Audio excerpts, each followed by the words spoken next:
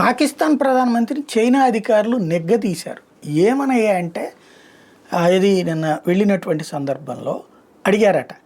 సిపెక్ ఏదైతే China Pakistan economic corridor ఉందో దానికోసం 3 ఏళ్ల క్రితమే పాకిస్తాన్కి నిధులు ఇచ్చేసిందట చైనా, అది రోడ్డు వేయడానికి, రైలు వేయడానికి. సరే, అక్కడేమో ఈ బెలూచ్ రెబల్స్ ఫైటింగ్ కావచ్చు, లేకపోతే గిల్గిట్ బల్టిస్తాన్ ప్రాంతం నుంచి ఆ టీటీపీ వాళ్ళు వచ్చి గొడవలు చేయడం కావచ్చు, వీటన్నిటి వల్ల ఎక్కడ పైన అక్కడ ఆగిపోయింది. ఇంకొక వైపున అసలు ఈ ప్రాజెక్ట్ డబ్బులు ఏమైపోయినాయో తెలియదు. ఇప్పుడు ఆ డబ్బులు ఏమైపోయినాయి, ఎందుకు 3 ఏళ్ల నుంచి అడుగు ముందుకు పడట్లేదు, పని ఎందుకు జరగట్లేదు అని చెప్పేసి చైనా ప్రభుత్వం నిలదీసింది.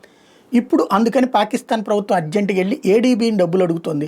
అయ్యా, వాళ్ళు ఇచ్చిన డబ్బులు ఖర్చు అయిపోయినాయి, $3 బిలియన్ ఖర్చు పెట్టేశారట. ఇప్పుడు ఒక $2 బిలియన్ మీరు లోన్ ఇవ్వండి అని అడుగుతున్నారు. అంటే $1 బిలియన్ రోడ్డు మీద ఖర్చు పెట్టారు, $2 బిలియన్ రాజకీయ నాయకులను అక్కడ సైన్యం తినేసి ఉంటారన్నమాట.